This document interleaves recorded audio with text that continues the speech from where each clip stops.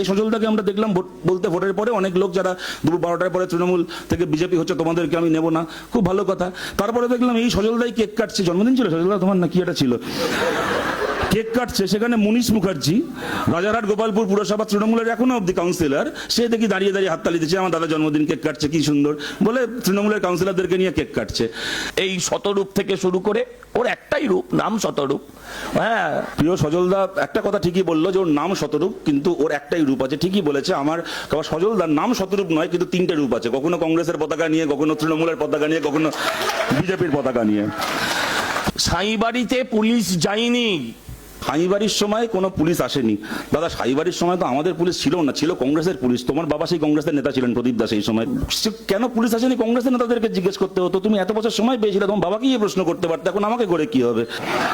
আরে preventive arrest, preventive মানে কি? শতরূপকে তো নিয়ে কেউ প্রিভেনশন করছে না যে ও দাঙ্গা বাজাতে পারে, ও গন্ডগোল করতে পারে। যাকে নিয়ে সমাজে যে অলরেডি স্টিগমাইড, যার গায়ে দাগ আছে, টেন্টেড এখনকার ভাষা অনুযায়ী, নিশ্চয়ই তাকে প্রিভেন্টিভ অ্যারেস্ট প্রয়োজন হলে করতে হবে।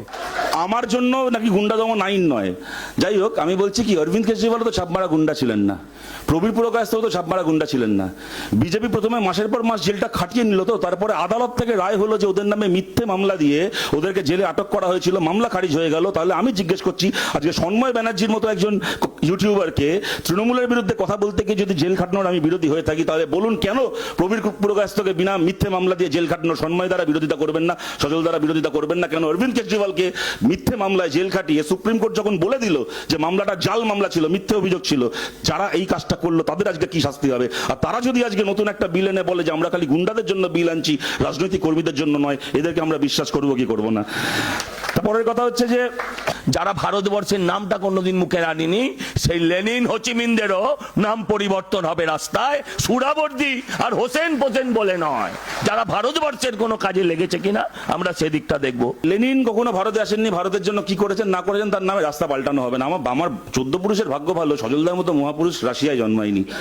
কেন বলছি, চৈতন্যদেব কোনোদিন রাশিয়ায় যায়নি, চৈতন্যদেবের মূর্তি আছে রাশিয়ায়। সজলদা যদি রাশিয়ায় জন্মাতো, গিয়ে চৈতন্য মূর্তি ভাঙতো। আমার বাবার ভাগ্য ভালো, ও লন্ডনে জন্মায়নি, ইংল্যান্ডে জন্মায়নি। ব্রিস্টলে রাজা রামমোহন রায়ের মূর্তি রয়েছে, যদিও ইউকেতে জন্মাতো, ব্রিস্টলে রাজা রামমোহন রায়ের মূর্তি ভাঙতো। আমরা ভারতীয় হিসেবে আমার গর্ব, এই পৃথিবীতে কোন রাষ্ট্রনেতার নামে পৃথিবীর সবচেয়ে বেশি দেশে রাস্তার নাম আছে আপনারা অনেকে জানেন, তার নাম হচ্ছে মহাত্মা গান্ধী। বলুন তাহলে সেই রাস্তাগুলোর নাম পাল্টে দেওয়া উচিত? মহাত্মা গান্ধী সেই দেশে কখনো যাননি বা সেই দেশের জন্য কিছু করেননি বলে? আমি বলছি আমার 14 গোষ্ঠীর ভাগ্য ভালো, এসব প্রতিভাবান আমাদের সঙ্গে আছে। যা জ্বালার পুরার আমরা পড়ি, অন্ততপক্ষে রামমোহন রায়, মহাত্মা গান্ধীরা এই আপদগুলোর হাত থেকে রক্ষা পাক।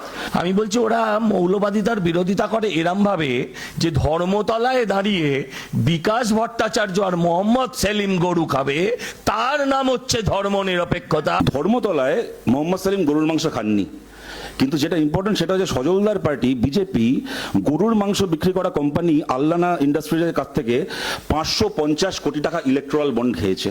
সজলদার নামে বড়নগরে যে বিজেপির পতাকাগুলো লাগানো হয়েছিল, গরুর মাংস, গরুর রক্ত, গরুর হাড় বিক্রি করা টাকায় সজলদা বিধানসভা ভোটে লড়ে এমএলএ হয়েছে। ওরা যেন ভুলে না যায় তামান্নার হত্যাকারীকে এই সরকার আসার পরেই গ্রেপ্তার করেছে। ঠিক কথা, একটা সরকারের কাজ খুনিদেরকে ধরা, ওনার কাছে দাবি করা হয়েছিল, বিকেলবেলায় সন্ধ্যাবেলায় ধরেছেন, আমরা তার জন্য কৃতজ্ঞ। শুভেন্দু অধিকারীর পিয়ের খুনিগুলোকে কবে ধরবেন? 4-4টে পিয়ে খুন হয়ে গেল, নিজের পিয়ের খুনিগুলোকে কবে ধরবে?